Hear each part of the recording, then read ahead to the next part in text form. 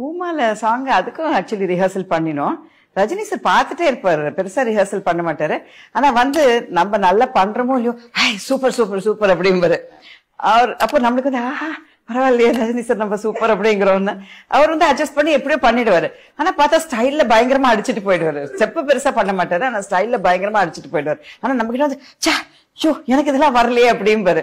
நம்மளுக்கு ஆச்சரியமா இருக்கு, ரஜினி சார் சொல்றாரு நம்ம பிரமாதமா பண்ற போல் இருக்கு அப்படின்னு. சகலகலாவலவன் பிலிம்ல தான் ஃபர்ஸ்ட் டைம் இந்த போட்டோ ஷூட் அப்படின்றது என்னன்றது எனக்கு தெரியும். அந்த குடுமையெல்லாம் வச்சுட்டு அந்த கேரக்டர் அதெல்லாம் பண்ணது ஏவிஎம்ல தான் பண்ணோம். பட் எப்படி மேனேஜ் பண்ணீங்க ஒரு ஸ்பெஷல் சாங்? அது கொஞ்சம் வந்து இன்டிமேட்டா இருக்கும், அது அந்த மாதிரி சாங்கும் வந்து ஒரு சொல்லி கொடுக்கறதுக்கு ஆளுங்க இருக்காங்கல்ல, சரோஜாக்கா இருக்காங்க, கமல் சார் கண்டிப்பா ஷையா ஃபீல் அப்புறம் அவங்க சொல்லுவாங்க இது கொஞ்சம் சரியான சாங் தான், நிறைய பேர் இருக்க மாட்டாங்க, பேடா ஃபீல் பண்ணாத, இது வந்து ஜஸ்ட் இது ரியல் கிடையாது, ரீல் தான், இது ரியல் கிடையாது, ரீல் தான், நம்ம நடிக்கிறதுக்கு தானே வந்திருக்கோம். சோ அதனால 50 பேர் இருக்கும்போது அவங்க முன்னால நாம நடிக்கிறோம், அந்த மாதிரி எடுத்தா போதும் அப்படின்னு. நமக்கு எப்பவுமே அப்போல்லாம் ஸ்லீவ்லெஸ் போடும் போதே கொஞ்சம் இப்படி இப்படி இப்படி இப்படி எல்லாம் இருப்போம். ஆமா ஆமா, ஸ்லீவ்லெஸ் போடுறதுக்கே அவ்வளவு எல்லாருமே எல்லா ஹீரோயின் சொல்ல பேன் கேக் எல்லாம் போட்டு அந்த ஷார்ட்டுக்கு முன்னால டவல் எல்லாம் போட்டு ஷார்ட் ரெடின்னு சொன்னதுக்கு அப்புறம் தான் அது அப்படி போகும். அதெல்லாம் இருந்தது. எனக்கே வந்து சிவகுமார் சாரோட ஒரு எக்ஸ்பீரியன்ஸ்,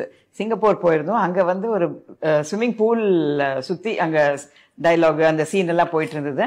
அப்புறம் டைரக்டர் வந்து மேடம் ஸ்விம்மிங் காஸ்டியூம் போட்டுவாங்க, அதெல்லாம் நான் போட மாட்டேன் அப்படின்னு சொல்லி சொன்னேன்.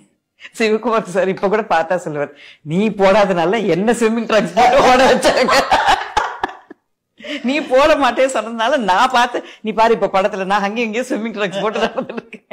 உங்க 2 பேர்ல யாருக்கு கொஞ்சம் டான்ஸ்னா லைட்டா ஓ மை காட் பயம் அப்படின்னு? பட் இன்னைக்கு பண்ற மாதிரி இப்போ அடுத்த வாரம் ஷூட்டிங்னா இப்பவே ஒரு 2 days 3 days அந்த ஃப்ளோர்ல போய் பண்றது அதெல்லாம் கிடையாது. அங்க லொகேஷன்ல வந்து 3 ரிஹர்சலுக்கு பதிலா ஒரு 4 ரிஹர்சல் இருக்கும். அப்ப ஹீரோஸ் கிட்ட இருந்து லுக் வரும், இன்னைக்கு முடியுமா அப்படின்ற மாதிரி ஒரு லுக் வரும். ஆமா சார் அப்படின்னு சொல்லி அவங்க பெரும்பாலும் ஆட மாட்டாங்க. பாவம், அதுக்கு டான்ஸ் மாஸ்டர்ஸுக்கு தான் நான் நன்றி சொல்லணும். அவங்க எல்லாம் என்ன வச்சு ரொம்ப கஷ்டப்பட்டாங்க நிறைய. ரொம்ப ஏன்னா ஒவ்வொரு டான்ஸ் மாஸ்டர்ஸுக்கும் ஒவ்வொரு ஸ்டைல் இருக்கும், இது நமக்கு வரணுமே. ஆமா, each master has a different style. அதான் சிவகுமார் சார் கூட அவரு பக்காவா டயலாக் எல்லாம் மனப்பாடம் பண்ணி பயங்கரமா பேசுவார். பேச முடியும் நான் ரெடி அப்படின்னாங்க, அப்படின்னா நீ ரெடியா அப்படின்னு தானே அர்த்தம். ஏதாவது எப்படி அப்படின்னாங்க, சார் கொஞ்சம் அப்படி வளரும் அப்படி விட்டு அதெல்லாம் முடியாது, பெர்ஃபெக்டா பேசணும்னு சொல்லி பேச வைப்பாரு. அவரு வந்து ஆமா இப்ப கூட ஞாபகம் இருக்கும். ஆமா, எங்களுக்கு எல்லாம் ஒண்ணுமே ஞாபகம் இருக்காது சத்தியமா. நான் வந்து இசைபாடும் தென்றல் அப்படின்னு ஒரு படத்துல நான் ஒரு கிளாசிக்கல் சாங் பண்ற மாதிரி ஒரு இது இருக்கு.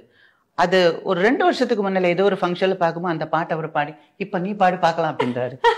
சார் என் பையனுக்கு 32 வயசு ஆச்சு சார், இப்ப கேக்குறீங்களே அப்படின்னு இன்னும் அந்த மனுஷன் ஞாபகத்துல வச்சிருக்கு. ஆமா, அவர் ஒரு டயலாக் படத்தோட டயலாக் எல்லாமே ஞாபகம் வச்சிருக்கு சிவகுமார் சார். ஆமா, நீங்க பேசிட்டு இருக்கும்போது சொன்னீங்க அப்போ வந்து கேரவன் எல்லாம் கிடையாது அப்படின்னு சொல்லிட்டு. இந்த ட்ரெஸ் சேஞ்ச் பண்றதெல்லாம் எப்படி மேம்? நாங்க அந்த மேட்டடோர் வேன் இருக்கும், மிந்தில அந்த ஒரு டப்பா மாதிரி ஒரு வேன் இருக்கும், அதுல கர்டனோ பெட்ஷீட்டை போட்டுட்டு உள்ள எல்லாம் மாத்திட்டு இருக்கோம். என்ன ஒன்லி கன்வீனியன்ஸ் அப்ப செல்போன் கிடையாது, அந்த தைரியம் தான்.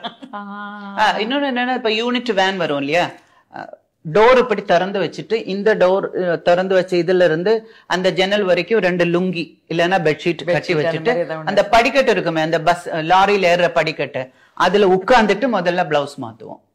அதுக்கப்புறம் அப்படி உட்கார்ந்துதான், ஏன்னா எழுந்திரிச்சு நின்னா அதெல்லாம் இருக்குல்ல அந்த மாதிரி இருக்கும்.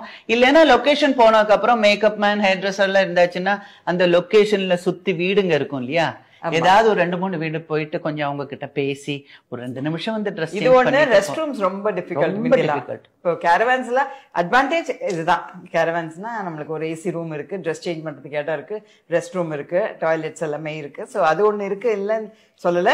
But still the fun part is missing. யாரு கலட்டா பண்ணிட்டே இருப்பாங்க? ஐயோ, அது கமல் சார் தான். அது டேக்ல அவர் ஏதாவது சொல்லி நாம உட்காந்து கேட்கன்னு சிரிச்சுட்டு இவரு சீரியஸா இருப்பாரு. ஏதாவது கேட்டு முத்துராம் சார் கமல் நான் சிரிக்கல சார், அம்பிகா தான் சிரிச்சது அப்படின்னுவாங்க. அதெல்லாம் பண்ணுவாங்க. ரஜினி சாரும் சிரிக்க ஆரம்பிச்சாச்சுன்னா அவ்வளவுதான், போயிட்டே இருக்கும். ஆக்ஷன் சொன்னா டப்புன்னு சீரியஸ் ஆயிடுவாங்க. ஏதாவது அப்படி எல்லாம் அப்படின்னு எல்லாம் பண்ணுவாங்க. அப்ப வந்து அடப்பாவி சீரியஸா பேசிட்டு இருந்தா அங்க நின்று இப்படி பண்றேன் அப்படின்னு அதெல்லாம் நடக்கும். It was nice. That time சொன்னா பழி வாங்குறதுக்கு நாங்களும் திரும்பி பண்ணுவோம்.